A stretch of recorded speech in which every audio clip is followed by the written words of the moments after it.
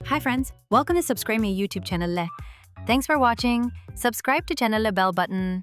More videos coming. அன்று மாலை நான் புத்தகத்தை எடுத்து மீனாட்சி டீச்சரின் அறையில் படிக்க அமர்ந்தேன். அந்த நேரத்தில் மீனாட்சி டீச்சர் உள் அறையில் படுக்கையில் படுத்து தூங்கிக் கொண்டிருந்தார்.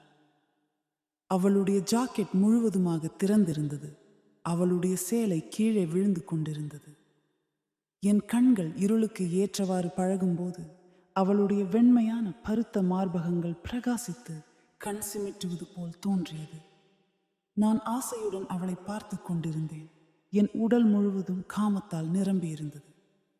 அவள் தூங்கிக் கொண்டிருந்ததால் அவள் என்னை கவனிக்கவில்லை.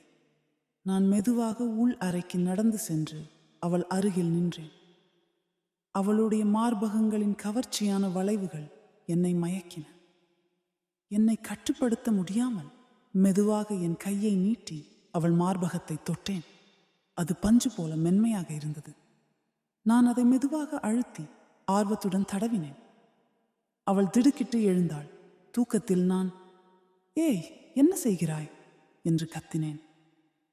மேடம், தயவு செய்து, நான் கெஞ்சினேன். என் கை இன்னும் அவள் மார்பில் இருந்தது. நீ படிக்க வந்தாய், இதெல்லாம் தவறு, அவள் சொன்னாள். ஆனால் அவள் குரலில் இருந்த கோபம் படிப்படியாக குறைந்தது. நான் அவள் மார்பை மெதுவாக தடவி மீண்டும் பிசைந்தேன். அவள் மூச்சு வேகமாகியது. அவள் உடல் சூடாகியது. சரி, மெதுவாக, அவள் முனகினாள். நான் அவள் மார்பை இன்னும் ஆர்வமாக அழுத்தி மெதுவாக ஒரு மார்பகத்தை என் வாயில் எடுத்துக்கொண்டு மற்ற மார்பகத்தை என் கையால் பிசைந்தேன். அவளுடைய முனகல்கள் அறையில் எதிரொலித்தன. அதற்குள் அவளுடைய கணவர் வீட்டிற்கு வந்திருந்தார். அவர் உள் அறைக்குள் வந்து எங்களை பார்த்து கோபமாக, ஏய், என் மனைவியுடன் நீங்கள் என்ன செய்கிறீர்கள் என்று கத்தினார். மீனாட்சி டீச்சர் உடனடியாக எழுந்து நின்று, வாருங்கள், அவருக்கு நாளை பாலியல் கல்வித் தேர்வு உள்ளது, அதனால்தான் நான் அதை அவருக்கு விளக்கினேன் என்று அவள் சமாளித்தாள்.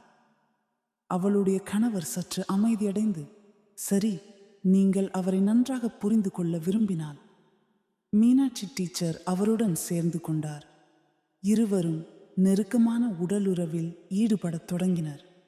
நான் அருகில் நின்று அவர்களை காமத்துடன் பார்த்தேன்.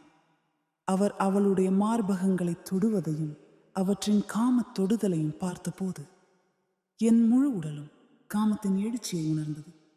அவர்கள் உடலுறவு கொண்ட பிறகு அவளுடைய கணவர் என்னை பார்த்து, உனக்கு புரிகிறதா என்று கேட்டார்.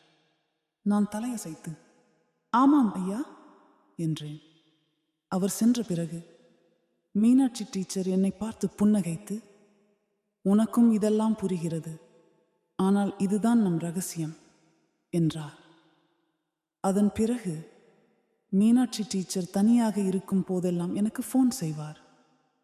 அவளுடன் நெருக்கமாக இருக்க எனக்கு அடிக்கடி வாய்ப்புகள் கிடைத்தன. Hi friends, welcome to subscribe my YouTube channel. Thanks for watching. Subscribe to channel bell button. More videos coming.